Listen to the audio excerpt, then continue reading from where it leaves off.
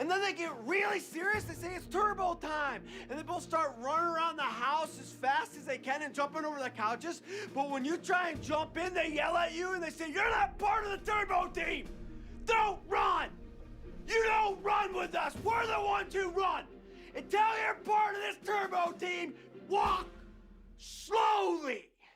Here's a guide that's completely unrelated to what you've just seen. Has this ever happened to you? Say you're playing AV4 and you're doing feudal-age aggression on one town center, and it turns out so does your opponent. Your armies just meet in the middle, but you crush that fool because you have superior micro or macro or use your civ's advantages better. Or maybe you're just playing Delhi and you think to yourself, aha, I should push my advantage, and so you go towards your opponent's base, but he's hiding under there and you don't know how to get to them. So you hunker down, go for siege engineering and build a bunch of RAM. You try to pull more reinforcements in and push in there, but you can't really get any damage done, and then all your units die and your ramps explode and your whole advantage is gone, and then you get pushed back and you lose and you're like, what the hell happened? And Has that ever happened to you?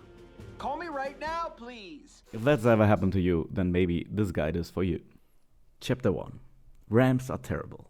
Let's dive into it. The number of disadvantages ramps have once you start to go over them is actually quite staggering. They're pretty expensive. In feudal age, they can only be built by units, which means you have to get an upgrade first, and then your military units are like idling around the ram for quite a while, making them both vulnerable and static. The rams themselves are slow, not just slow to build, which by the way also gives away the plan you have to your opponent if he scouts you, right? A ram being built outside the base is kinda not a subtle clue as to what your next play will be. They are horrible to micro because they're glitchy and the pathing doesn't work well to them. They have extremely low range and extremely low attack speed. Also, rams are little babies. Literally anything that's not a building and can deal damage can win a 1v1 against a ram. A single villager can technically kill an infinite amount of rams, and even scouts deal bonus damage to them. They are kind of needy little babies that need to be babysat by some actual military units. And because they're so short range, it's very hard to do so. And if you don't pay attention for even just a few seconds, all those hundreds of wood that you invested into them will explode into little splinters that are completely pointless, and you've wasted a ton of time and resources, potentially throwing your entire lead away. The only redeeming quality they have is that they actually deal a significant amount of damage to buildings, while taking very limited damage from those buildings in return. Overall, I think a lot of people are overestimating the Rams' abilities and underestimating the defensive advantages early in the game. And that makes Rams the number one tool for throwing away lead. So, what should you do instead? Chapter 2. Don't tunnel vision. Even in feudal age, your opponent will eventually run out of sheep. That's kind of the first thing you think of when things are running out on the opponent's base, and a lot of civs, not all civs, but a lot of civs will eventually have to go onto the map to get the food. That means there are vulnerable villagers at neutral berry bushes or deer or at the boar. The thing you should do when you're ahead before you build ramps and instead of building ramps is run around and check the external resources. Is your opponent on berries, on deer, what's going on? In the simplest case, you can do this with 1 or 2 horsemen. Split one off from your army, and then on the minimap, Shift A click it through all the neutral food sources that are on one half of the map, and then take a second one to go through all the other ones. If they're empty for now, but you want to keep an eye on them in the long run, you can use a patrol route for a single unit, maybe even a scout, just to check each resource periodically. Within 30 seconds, you will have checked every food source without having moved your entire army out of the way of your opponent or given him too much breathing room. If you find villagers, you can just send more units over there to finish them off. For both deer and boar specifically, it's also possible to simply check through the fog of war. If your opponent is killing deer, they will vanish from your screen even if you haven't checked them in a while. Give at least a cursory check on your half of the map also. If your attack happened right as your opponent was moving villagers outside the base, they might be YOLO gathering some berries on your side of the map. You should not let your opponent get away with that. It's like going to extinguish a fire but not checking every room of the house. It might be burning in there even if you can't tell it, so just check everything. The other resource that you can try and attack your opponent on is the woodline. Very often times the woodline will be in a position that you can just, at least with some range units, poke at. It's very hard to defend the entirety of the woodline. Depending on how the map rules, it might be out front towards you even, in which case archers can do so much work. All of this causes idle time, causes economic damage in very measurable way that will push you further ahead without risking your lead at all. Another way in which you can choke the resources is attacking the gold at your opponent's main town center. This will be very relevant, especially against fast castle players. They will tend to have a tower there, but range unit can still get in there, and even if you tank some of the tower damage, it's only 5 villagers that are shooting back at you. Poking at that gold is very valuable.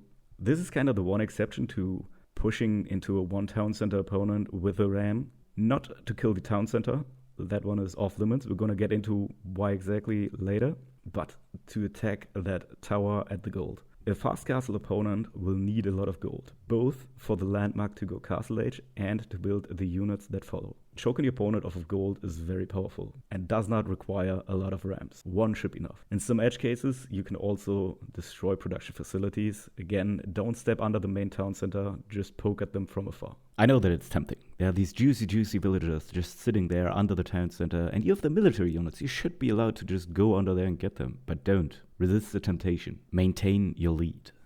Chapter 3. Why so afraid of the main town center? I think the easiest way to highlight just how dangerous it is compare it to the regular town center.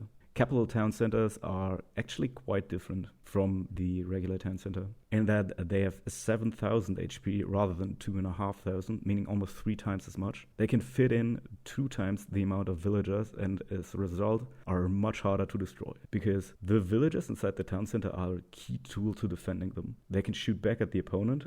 Obviously, they can repair at the far side of the town center, and they can pop out the front to snipe your rams. If you can only fit 8 villagers into the town center and only have 2,500 HP to work with, it becomes exponentially easier to destroy a secondary town center than a primary one, because it not only goes down faster, but you have less villagers who can safely repair or attack the rams. This is why a secondary town center, to me, is a legit target for rams, whereas the main town center is not. If you play feudal age aggression and your opponent goes to TC, you will find yourself in a very similar situation to what I described in the beginning. You will be ahead militarily in feudal age with no real tool to destroy the enemy building. But unlike trying to push under the main town center against a 1 TC opponent, against 2 TC you have a target that is actually achievable. And when destroying it is like a massive advantage for the rest of the game.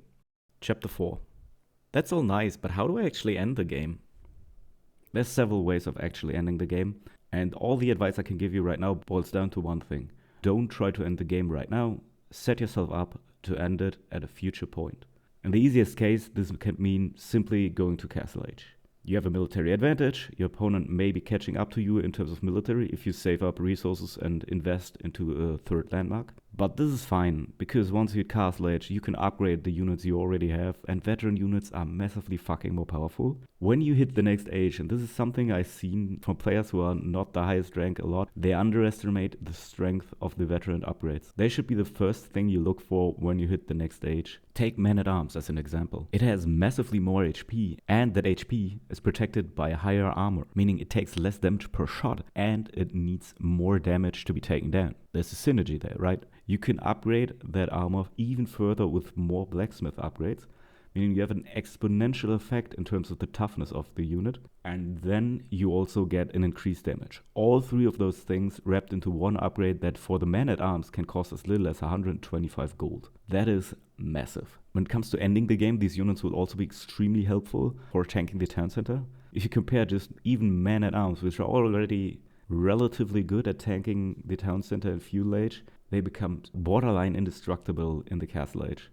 At least as far as the town center is concerned. Also, a little known fact, your melee units actually get increased torch damage as you advance through the ages. In the castle age, you also get a bunch of other options to end the game. The trebuchet, of course, is a great siege weapon that, unlike the ram, actually has a real good range to it and is much easier to protect. It actually forces your opponent to step out of the town center range and onto the battlefield. The other things you get is relics to pull further ahead economically, and there are also sacred sites, which are, one of the ways to literally end the game even if your opponent refuses to surrender. All of this should show that going Castle Age is a great way to actually end the game, even if it takes a bit of time. Chapter 5. Just dive that shit.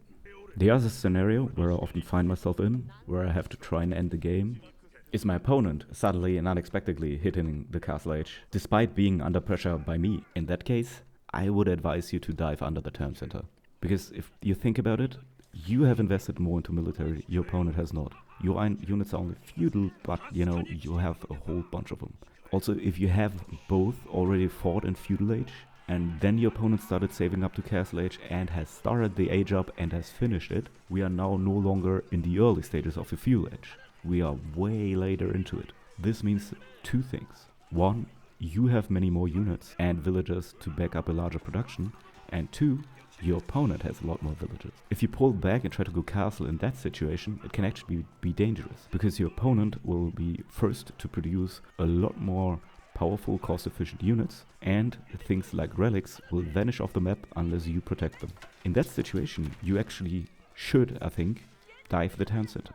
You can see this here in one game from me, where I had a long drawn-out feudal fight against this Castle Age player, and while I was setting up to try and poke at the enemy base from afar, I got the message that my opponent has hit Castle Age, and so I immediately decided to dive for it. I attacked, crushed the enemy army, and then, most importantly, didn't stop to build rams, but instead ran into the base to find those villagers.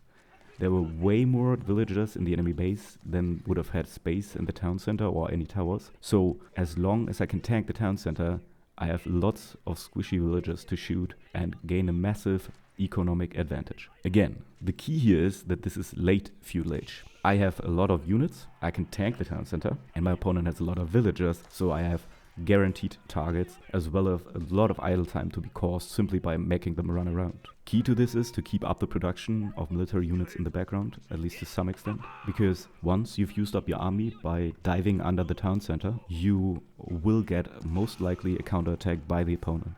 And you need to survive that counterattack while taking either no or minimal eco damage in order to find yourself in a superior situation to your opponent. And this is what I managed to pull off this game. And that allowed me to simply win the game even with feudal age units. But again, there's a distinction between the earlier feudal age and the later feudal age.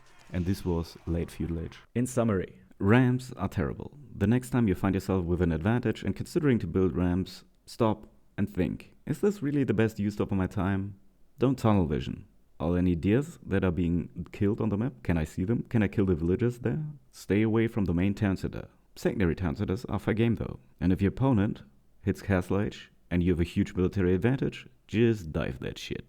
Now if you don't have a huge military advantage, then this guide shouldn't apply, because at the start we made the assumption that you were winning in feudal. If your opponent doesn't have a military disadvantage and hits Castle Age, then really you weren't winning in the first place. And if you dive the opponent's main town center under those circumstances, then you're just gonna die. Alright? Alright. Take care. If you're still here, I thank you for watching, and if you enjoyed it, please consider subscribing to Trash Can Incorporated. We are always looking for interns. In other news, we have just hit the 500 subscriber mark, so thanks everyone for that. It's actually pretty great. YouTube is now looking into whether or not I'm allowed to join the partner program. I don't really know what that means yet, but we'll see. For now, all I can say is thank you, and yeah, I see you in the next one. Bye bye.